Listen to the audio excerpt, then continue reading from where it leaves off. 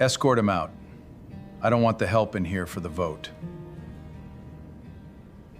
Almost got it.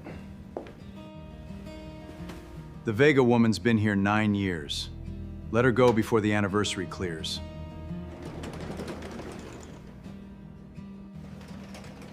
He fixed your heat at 2 in the morning. Decency in his hands, this whole room. And you are? Miss Vega. You've made my afternoon easier. Escort him out. Preston Hale said it without lifting his eyes from the paper in front of him. The way a man swats at a fly he is too important to look at. The boardroom on the 31st floor went quiet. The man in the gray coveralls stood by the thermostat with a small screwdriver still in his hand. DORAN stitched over his pocket in thread gone soft and pale from 1,000 washings. He did not argue. He set the screwdriver down on his rolling cart, gentle, the way you set down something that matters. What none of them knew was that the $40 million printed on the term sheet at the head of that table was his. His name waited at the bottom of it. And the woman in the doorway holding a cleaning cart was the whole reason he had come.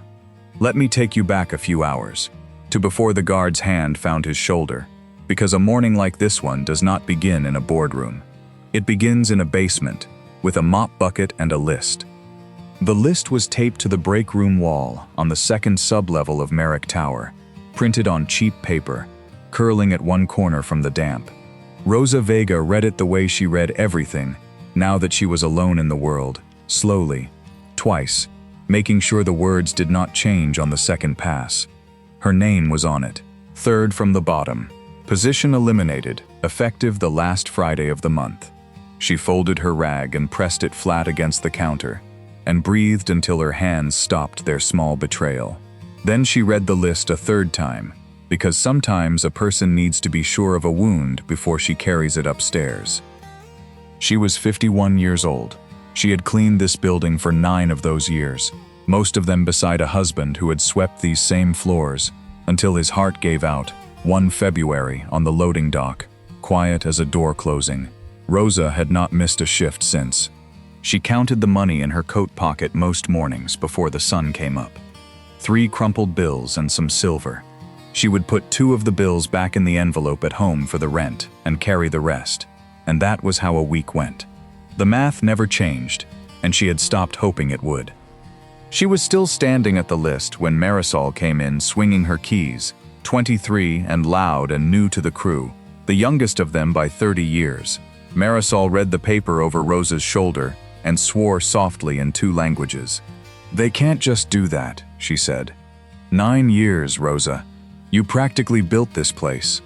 Rosa reached up and smoothed the curling corner of the paper flat against the wall, the way you tidy a thing you cannot change, and said only, "They can do whatever they want to do."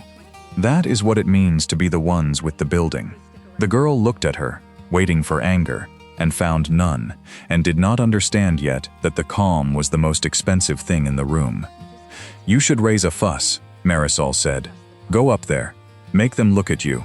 And Rosa almost smiled, because she had learned long ago that a woman in her uniform could stand in a marble lobby and shout until her throat gave out and still not be seen by the men who wrote the lists. "Fuss is for people they already look at, mija," she said. "Save your breath and pick up the wet vac from 4. It's leaking on the tile again." She squeezed the girl's arm once and sent her off, because keeping the young ones moving was its own kind of mercy, and because she did not want anyone to watch her while she folded the wound down small enough to carry. Down the corridor, a rolling cart squeaked toward her, and she knew the sound before she saw the man. Mickey DORAN pushed it with one hand, a travel mug of coffee balanced on top, beside a coil of copper wire and a roll of tape. Taped along the side of that cart were photographs, curling at their edges, softened by years of grease and thumbprints. A boy with a gap in his teeth, 2 young men in hard hats squinting into a sun-long set. Mickey nodded at her, and the lines around his eyes did the smiling his mouth was too tired to do. "Morning, Rosa," he said. "You eat yet?" And before she could lie, he was already unwrapping the foil from something in his jacket, half a burrito gone cold, and setting it on her cart like it was nothing at all. If you have ever been the kind of person the world walks past without seeing, the kind who counts coins in the dark and swallows the count, stay with me here, because this is a story about exactly that, and it does not end where you think it will. Rosa took the food, because refusing it would have shamed them both. That was the rule between them, unspoken. Mickey DORAN was the building handyman, the man they called when a radiator knocked, or a lock stuck, or a light flickered on the 40th floor at 2 in the morning. He wore the same 3 shirts. He drove a truck with a bad muffler, and every so often, when he could not find anyone to watch his boy, he brought Danny to work in the dark hours and let him sleep on a folded drop cloth in the maintenance room until school. That was where Rosa had first come to love the man, though she would not have used that word out loud, not yet, not even to herself. She had found the boy one winter morning, shivering by the boiler, and had wrapped him in her own coat and sat with him, humming the songs her own mother had hummed, until his shivering stopped. When Mickey came back sweating from a burst pipe on 12 and saw a stranger holding his son, something in his face had cracked open, and then, just as fast, closed again. He was a man who had learned to close things fast, but after that he saved her the warm corner of the parking lot, and she saved him coffee, and Danny began calling her Miss Rosa like it was one word. She thought sometimes about the boy's mother, who was not spoken of, only present in the careful way Mickey braided nothing and cooked badly, and showed up to every parent night with his collar buttoned wrong. A woman learns to read a man by his absences as much as his hands. Rosa had buried a husband. Mickey had lost a wife some way he would not name, and the two of them had circled that shared country of grief for 2 years, without once stepping into it out loud. It was enough, most mornings, to pour him coffee and to watch him tuck a drop cloth over his sleeping son, with the tenderness of a man who had run out of anyone else to be tender with. This morning, before the list, before any of it, they had worked a leaking joint together on the sublevel, the way they sometimes did when the hour was slow. He held the wrench and she held the flashlight steady, and neither of them said much, because the quiet between them was a comfortable room they both liked to sit in. Water dripped into the bucket, patient and slow, and Mickey's hands moved sure in the dim, and Rosa watched them and thought, not for the first time, that a woman could learn a great deal about a man from his hands. His were scarred across the knuckles. They were also, she had noticed, always gentle. "Hold it left a little," he said, and she moved the beam, and he grunted and set the wrench and turned the fitting a quarter turn by feel alone. The drip slowed to nothing. He wiped his hands on the rag at his belt and looked at the dry joint the way another man might look at a sunset, with a plain, private satisfaction that asked no witness. Rosa handed him back the flashlight, and their fingers touched in the passing, and neither of them made anything of it, which was its own way of making everything of it. "There," he said, "that'll hold 10 years." And she thought, but did not say, that she would not be here to see it hold, and the thought sat in her chest like a swallowed stone. "They put me on the list," Rosa said then, because she could not carry it alone another minute. "Upstairs. The votes today. They're cutting the crew to make the books look pretty for whoever's buying in." She said it plainly, no tears in it, and that plainness was the hardest part to hear. 9 years, Mickey. I'll find something. I always do. I found something after Emilio died. A person finds things. Mickey did not answer right away. He picked up the burrito wrapper she had smoothed flat and folded it smaller, and his jaw worked like he was chewing on words he had decided not to say. "Nothing's voted till it's voted," was all he gave her. Then, quieter, so quiet she almost missed it under the drip of the bucket, he said, "You shouldn't have to find things, Rosa. Not you." And he set the wrench in the tray and would not look at her. And if she had been watching his eyes instead of the floor, she might have seen something there that did not belong to a handyman. But she was watching the floor. Most people watch the floor. She thought he was only being kind, the way tired men are kind, in scraps. She reached over and squeezed his forearm once, the way you thank a person you cannot pay, and picked up her cart to start her rounds. "Take care of that joint before it floods the electrical," she told him, because that was the language they had. Chores instead of tenderness. He said he would. He watched her go down the corridor with her cart squeaking its uneven wheel, and something old and buried in him stood up and paced.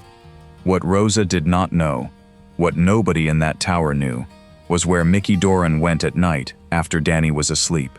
Not to a bar, to a small desk in a rented room, where he read financial statements the way other men read the sports page, slow and hungry.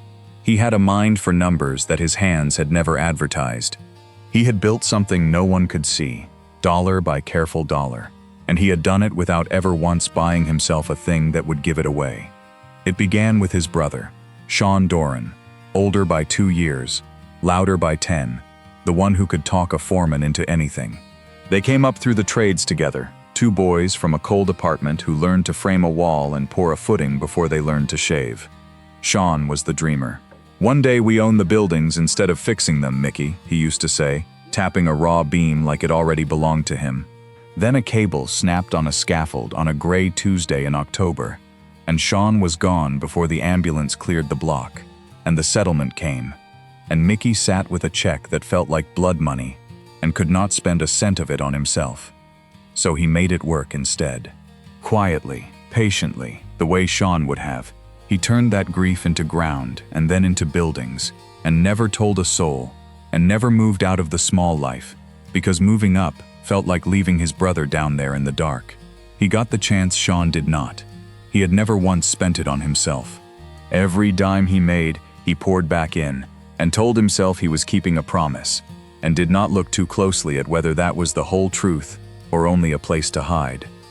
Through a quiet fund and a lawyer named Walter Reyes who never smiled, Mickey's money had become the single controlling investor in the rescue of Hale Merrick Property Group. The company was drowning. It needed $40 million by Friday or it would fold and take every job in Merrick Tower down with it.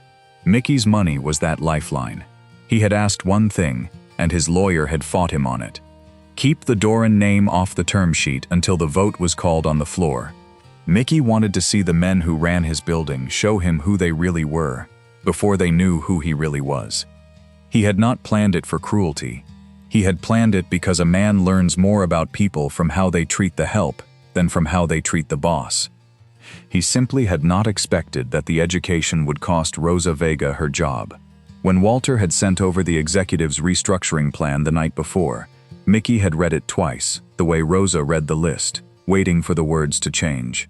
Line 11, reduction of custodial and facilities staff. He had sat in his rented room a long time with the boiler ticking, and had not slept. I will step away from these two a moment, only to say this. If a story like Rosa's has ever felt like your own, if you have ever done honest work in a place that looked straight through you, then you already know why I tell them. Stay with me to the end of this one. It is going somewhere it matters to go. Now it was the morning of the vote, and a call came down to the basement that the thermostat in the boardroom on 31 was stuck at a temperature the executives found intolerable and would maintenance send a man up immediately. Mickey looked at his cart with his brother's photograph curling on the side. He could have sent anyone. He went himself. He wanted to stand in that room as the man they did not see, one last time, before the vote made him the man they could not ignore. In the elevator, riding up 31 floors with his toolbox between his boots, he thought about how many times he had made this exact climb in the dark to fix a thing no one thanked him for, and how the men above never once wondered whose hands kept them warm. He watched the numbers light and fade, and he told himself this was only patience, only the long game Sean would have played.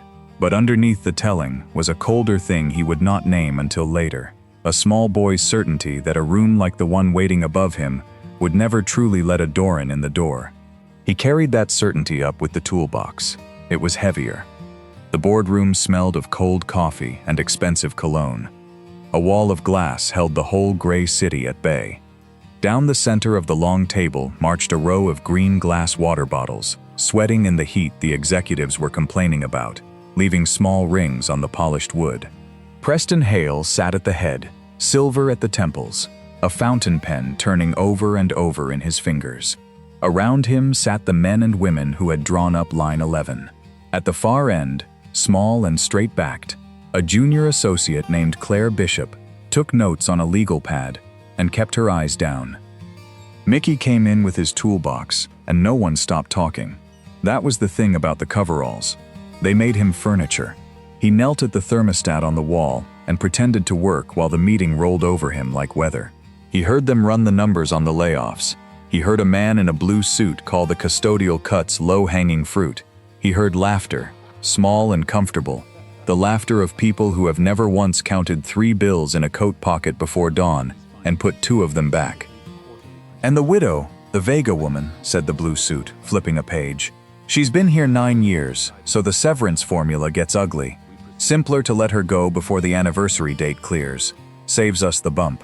Preston Hale nodded without interest, the way you nod at the weather report. Somebody made a note. And that was how it was decided, in the space between 2 sips of water, that Rosa Vega would lose the job she had bled for, to save a company a sum of money smaller than the pen turning in Preston Hale's hand. Mickey's screwdriver stopped moving. His knuckles went white around the handle. For one breath, the whole plan he had built, the patient quiet plan, felt like a cruelty he had cooperated with by keeping his mouth shut. He could have stood up right then. He could have said his name and stopped all of it in a single sentence. The sentence sat in his throat like a stone, but he did not say it. And here is the part that is hard to explain, the part that lived down in him where his brother lived. Sean had never gotten to sit at a table like this. Sean had died fixing other men's buildings, and the men at the tables had gone right on turning their pens. Some old and buried thing in Mickey believed that if he stood up now, in coveralls, and was laughed out of the room, then that was simply the shape of the world and always had been.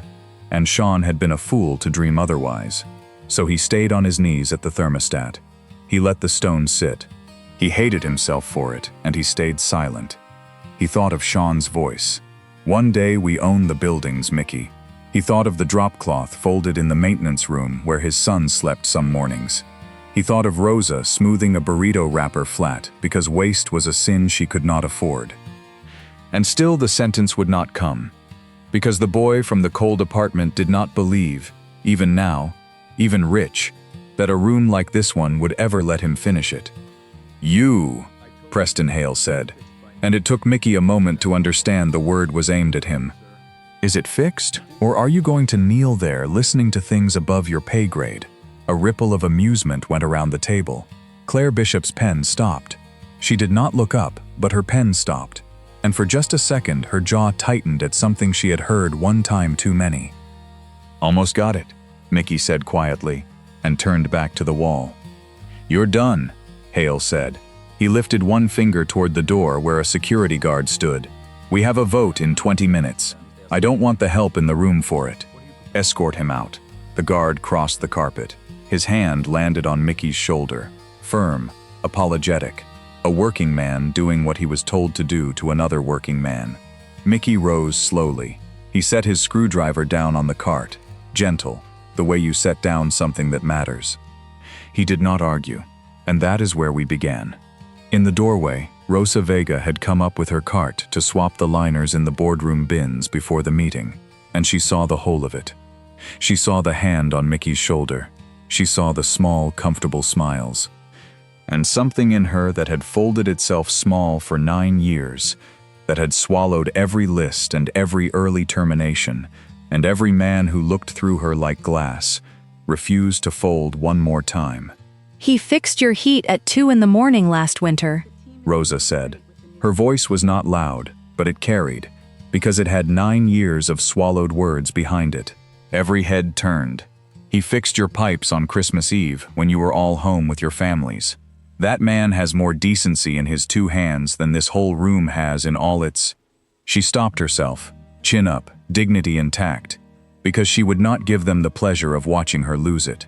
You should be ashamed, every one of you, escorting a good man out like he is nothing at all. "And you are?" Preston Hale asked, reading her uniform, finding her on some mental list. "Ms. Vega, how convenient.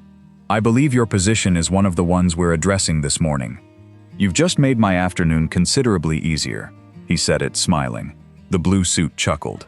Rosa's face did not change, but her hand found the edge of her cart and held it, and Mickey saw her knuckles go the same white his had gone at the thermostat. That was the moment. That was when the stone in his throat began, at last, to move, not for himself. It had never once moved for himself. It moved because Rosa Vega had stood up for a handyman in a room full of wolves, and no one, in all the long years since Sean went off that scaffold, had ever once stood up for Mickey DORAN at all. But before he could speak, the door behind Rosa opened, and a smaller voice came through it, a voice that stopped every clock in the room. "Dad?"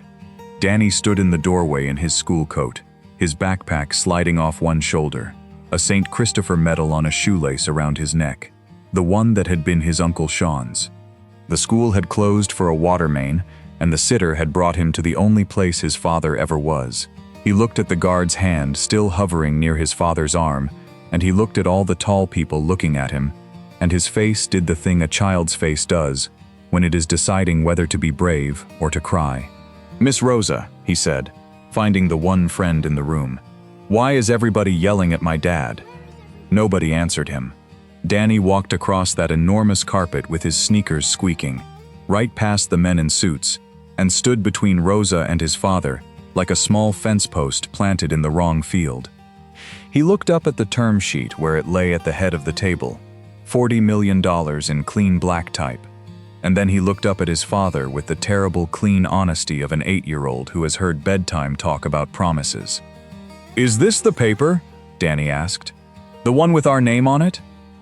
"Are you gonna sign it now, Dad? You said when it was done we'd put Uncle Sean's name on a building." He said it to his father, but he said it into a silent room, and the words fell one by one like coins onto glass. "Are you gonna sign it now? Our name. Uncle Sean's name on a building." Preston Hale's pen stopped turning. Somewhere down the table, a chair creaked. The blue suit's smile hung on his face a second too long, and then began, slowly, to come apart at the edges. Everyone was looking now not at the boy, but at the man in the coveralls, at the pale thread over his pocket, at the 4 letters no one had bothered to read. DORAN. Mickey knelt down to his son's height, there in the middle of the boardroom, with the guard's hand fallen away and forgotten. "Not now, buddy," he said softly. "Go stand with Miss Rosa. Everything's all right." And Danny, satisfied the way children are by a father's calm, backed up and slipped his hand into Rosa's, and Rosa held it, and the two of them, the widow and the boy, watched the man rise back up to his full height in his gray coveralls. Preston Hale had recovered enough to be annoyed. "Charming," he said.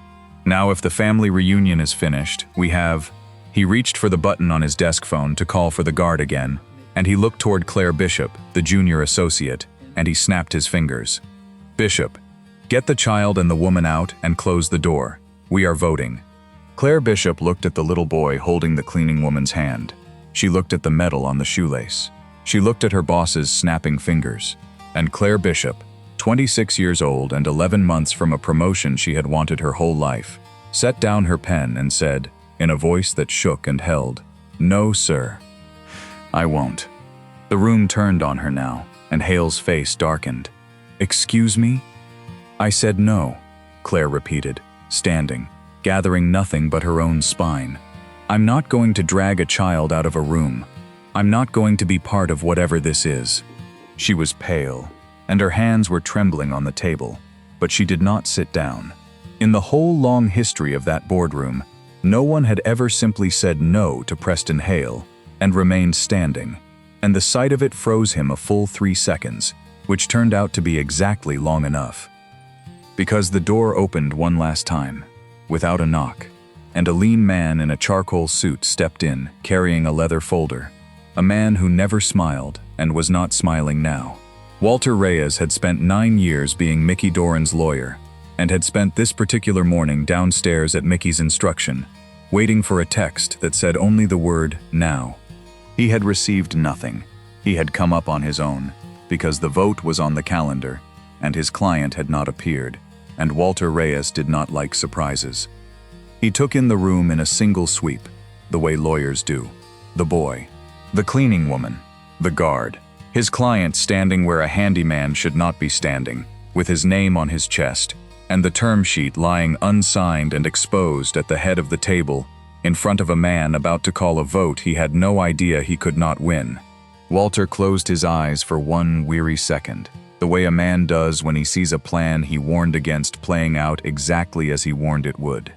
"Mr. Hale," Walter said, and his voice was dry and carrying and left no room in it for argument. "Before you call that vote, you should understand who is standing in your room." He set the leather folder on the table and opened it, and laid one finger on the signature line at the bottom of the term sheet, the line everyone had assumed was waiting for some faceless fund. This document, the $40 million that keeps the lights on in this building past Friday. It is not from a syndicate, it is from a single controlling investor. The signature that belongs here belongs to him. He lifted his finger and pointed, without drama, at the man in the coveralls. "This is Michael DORAN. He is the majority investor. It is his money you have spent the morning planning how to spend. And the man you just ordered escorted out of your room is the only reason there is a company left for any of you to run."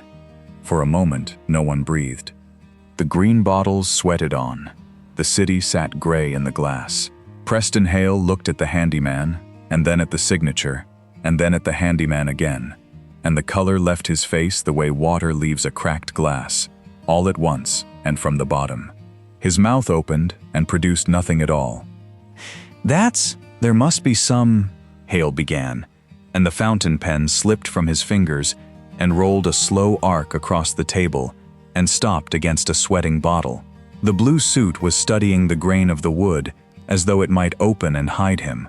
Down the table, one by one, the people who had laughed at low-hanging fruit found they had nothing at all to say, and Mickey DORAN, who had knelt at their thermostat and swallowed their words and hated himself for his own silence, finally felt the stone leave his throat entirely. He did not shout. He had never been a shouter. That had been Sean. He walked to the head of the table, past the guard, past the frozen executives, and he looked down at the term sheet with his own name waiting on it. Then he looked up at the room, and when he spoke, his voice was the same quiet voice that had said, "Morning. Rosa, you eat yet?" in a basement before dawn. "I came up through the trades," Mickey said. "My brother and me. He used to say one day we'd own the buildings instead of fixing them. He didn't live to see it. I did. And I made myself a promise that whatever I built, I would never once forget what it felt like to be the man, kneeling on the floor, while the men at the table talked over the top of his head." He paused. "You showed me exactly who you are this morning. All of you. I have never learned so much about a company so fast." He picked up the restructuring plan, the one with line 11 on it, and he held it up. "Reduction of custodial and facilities staff," he read aloud. "You are going to fire a woman who has cleaned this tower for 9 years, 4 weeks before her anniversary, to dodge a severance bump, to make my money look prettier on a page." He set the page down. "That woman is the reason I came up here today. That woman fed my son cold breakfast off her own cart. That woman stood up in a room full of you and defended a handyman she believed had nothing, when not one of you would lift a finger. So let me tell you how this vote is going to go, since it turns out I am the only vote in this building that counts." He turned to Walter. "Line 11 comes out. Every job on that custodial and facilities list stays. Ms. Vega's anniversary is honored, with full recognition for the 9 years, and she runs the crew from here on, at a wage a human being can actually live on." Walter was already writing. "The financing closes today, and Mr. Hale steps down as chair, effective the moment I sign, because a company is not the money that is in it. It is the people who show up in the dark to keep it standing. I have watched who does that in this building for years. It was never once anyone at this table." Preston Hale opened his mouth and closed it. There was nothing in it to say. He gathered his fountain pen off the table with a hand that was not quite steady, and in the gray light of the glass wall, he suddenly looked like exactly what he was, a man who had mistaken the size of his office for the size of himself. He left without another word, and the blue suit rose and left after him, and the comfortable laughter did not come back into that room, not that morning, not ever. Mickey turned last to Claire Bishop, who was still standing, still pale, certain she had just ended a career she had bled for. "You said no," Mickey said. when it cost you everything to say it and nothing at all to say yes. That is the whole job, right there. That is the only thing I can't teach a person to have. He looked at Walter. She stays. Whatever she wants to do here, she does it with a raise and my name behind her. Claire sat down very suddenly, as though her legs had finished their work, and pressed the back of her hand hard against her mouth. Then Mickey DORAN crossed the room to the two people who had stood in the doorway. He knelt down first to his son and touched the St. Christopher medal on the shoelace, his brother's medal, worn now by his brother's namesake. "You did good," he told Danny quietly. "You reminded me of a promise I made a long time ago." Danny, who understood only that his father was not in trouble anymore, threw both arms around Mickey's neck, and Mickey held him, and over the boy's shoulder his eyes found Rosa's and stayed there. Rosa Vega stood with her hand still on her cart, her chin still up, though her eyes had gone bright and full. She had not moved through any of it. She had held a child's hand through the unmaking of everything she thought she knew about the man who shared his cold burritos with her, and she was doing the arithmetic of it now, the handyman and the investor, the basement and the boardroom, and she did not know whether to be angry that he had never told her, or undone that he had spent all of it, in the end, on her. 9 years, she said, echoing her own words from that morning, but softer now. You could have told me. All those mornings by the boiler, the coffee, the parking spot in the warm corner. She shook her head slowly. Why on earth would a man with your money push a squeaking cart around this building at 2 in the morning? Mickey stood, still holding Danny's hand. "Because the man who was going to own the buildings was my brother, not me," he said. "I only ever knew how to be the man who fixed them. And because the day I stop pushing that cart is the day I forget where I come from and who I lost getting here. I wasn't hiding it from you, Rosa. I was hiding it from myself. You just happened to be the one person who was kind to me while I did it." He almost smiled, the tired smile that lived in the lines around his eyes. "Turns out that's a great deal rarer than $40 million. I checked the numbers." She laughed then, one short wet laugh that surprised her, and wiped her eyes with the flat of her thumb the way she wiped down a counter. Quick, no fuss. "Miss Rosa," Danny said, tugging her hand, worried by the tears. "Are you okay?"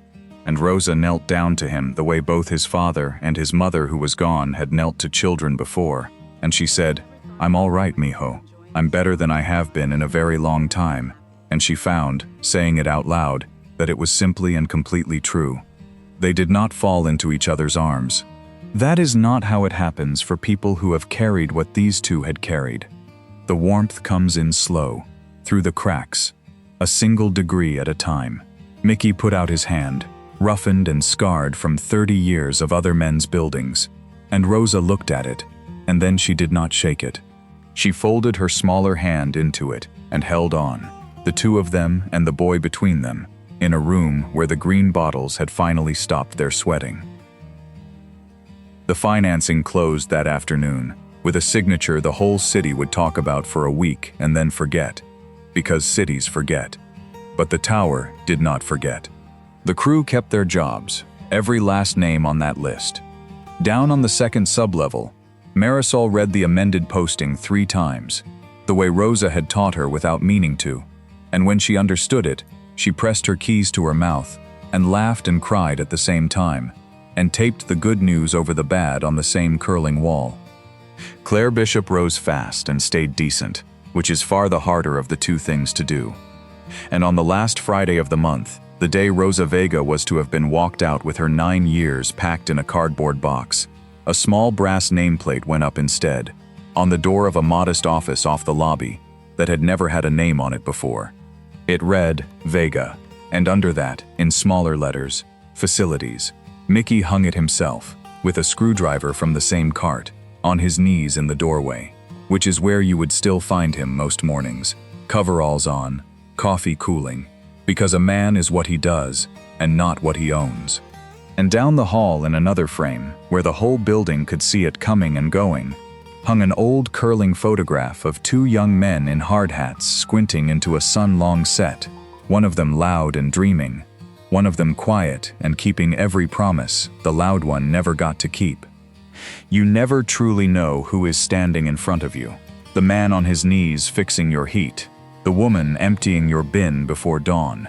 The child in the doorway with his uncle's medal on a shoelace. So be good to every last one of them. Not for who they might one day turn out to be, but for who you turn out to be, in the way that you treat them, when you think it costs you nothing. These stories are made with love. If this one stayed with you, subscribe to the channel and sit with us again by the fire. That is all I ask.